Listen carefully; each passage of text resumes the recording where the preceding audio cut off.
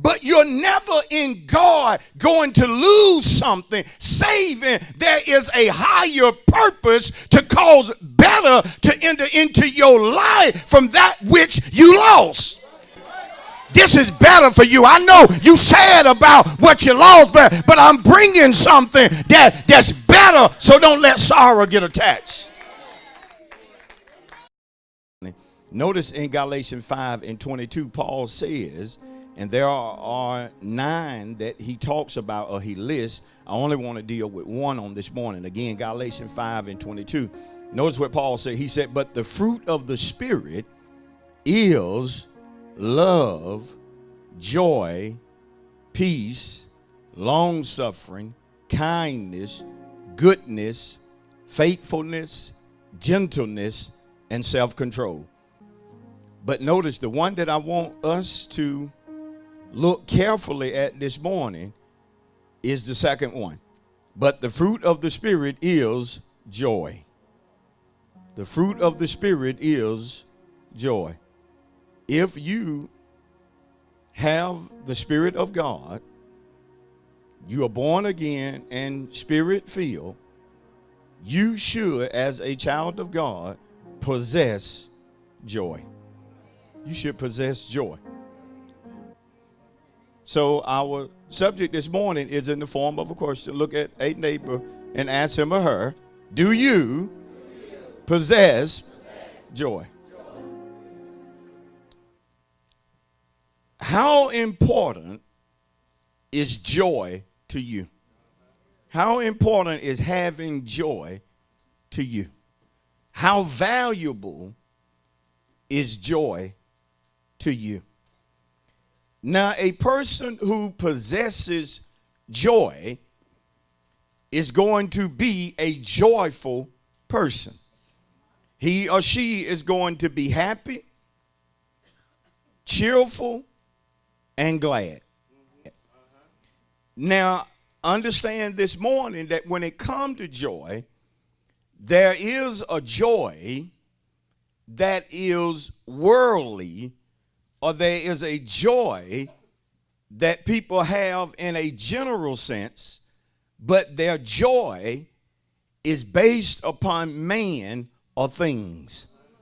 See, sometimes you can see a person that's not even connected with God or doesn't have a covenant relationship with God, yet they can express happiness or they can be glad about something, but their joy or the source of their joy, again, will basically be 2 things, man or things.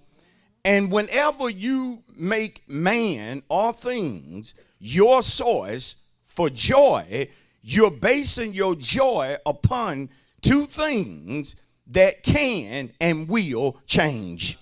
See, whenever you make a man or a person other than God your source of joy, realize that at any moment that person can change on you for the worse. And all of us have seen people who put their joy in a person only for that person to turn around and betray them or hurt them. And then all of a sudden, because their joy was tied into a person, they become unhappy or sad. Oh, I'm gonna teach it this morning. You have people that are married, and it's good to be happily married, but never make your spouse your source for joy. It's good to get up and have a job to go to or to have something to do, but never make the mistake of making your job your source for happiness. It's good to have or possess a nice home or a good automobile, but never make things your source for joy.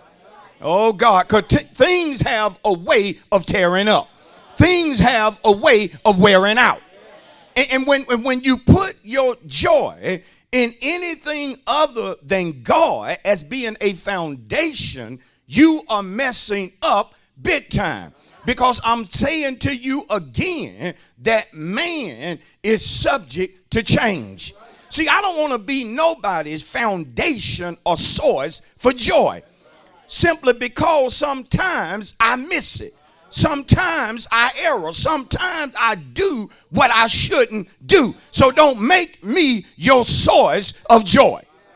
Oh, Now understand, as a child of God, though we have made God our source for joy, it doesn't mean that sorrow will not attack us or try to attach itself to us.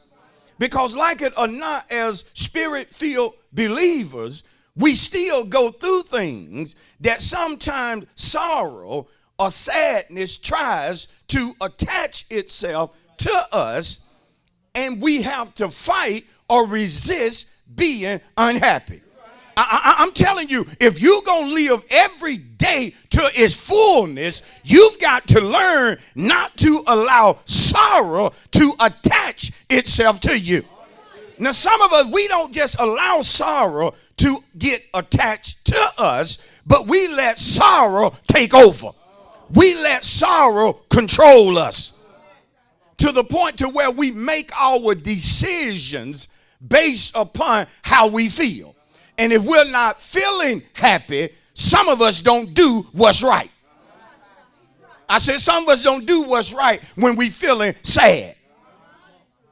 Because you allow sorrow to consume you or to take over. Are y'all listening? Tell your neighbor, sorrow will try to take over. I said sorrow will try to take over. Sorrow will try to take over to the point to where it comes and it tries to wipe away your smile. I mean, sorrow comes and tells you, you're going to give me that smile. You're going to stop smiling. I want to see a frown on your face. And not only do I want to see a frown on your face, I want to see tear after tear hitting your cheeks. And if you ain't careful, what you go through, sorrow will again attach itself to you.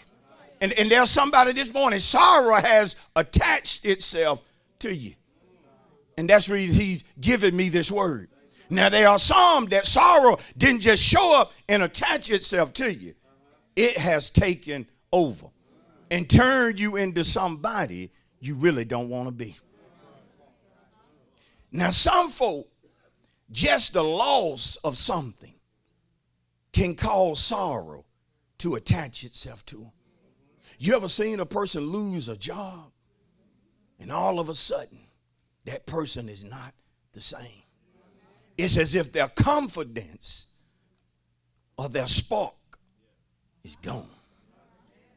They used to be an upbeat person. They used to be a happy person, an optimistic person, but lost the job. And sorrow attached itself to them. Some folk can lose a car or a house and they're not the same.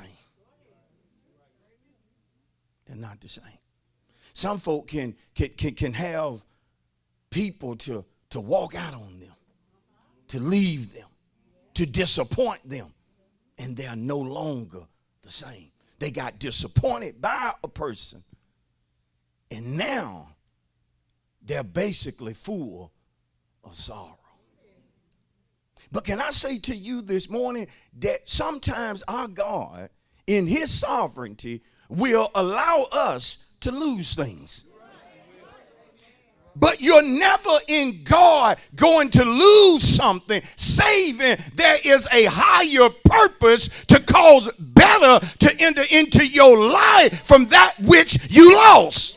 See, don't get so into losing something that you forget your God is powerful enough to replace whatever you lost with something he deemed better for you. This is better for you. I know you sad about what you lost, but I'm bringing something that's better, so don't let sorrow get attached. Don't let sorrow take over because of what you lost.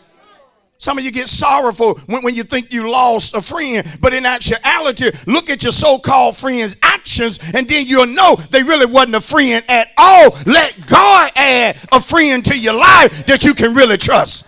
Somebody you can really count on.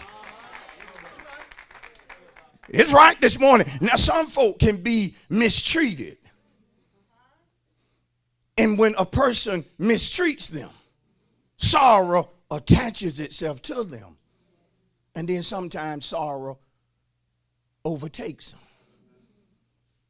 Now, don't play this morning. It really doesn't bother you and I when we are mistreated by people we don't know or by folk that we've mistreated. So ain't no use you getting sad when somebody mistreat you and yet you know you've been mistreating them. I don't know what you all sorry for about. The way you've been treating this person for months. And then they finally do or say something that's ill toward you, and now you sad about that. But listen, when sorrow really tries to attach itself to a child of God is when somebody mistreat you that you've been good to. Somebody God had you to go out of your way for. Oh, see, somebody know that's real this morning. And now you're trying your best not to let sorrow get attached to you. But the way they did you, how dirty they did you, sorrow is just. It's just attached to you. Because you're finding it hard trying to figure out why they did what they did. Because you're looking at how good you've been to them. See, sometimes as a parent, your child will grow up and do something that you do not understand why he or she bit the hand that fed them for so long.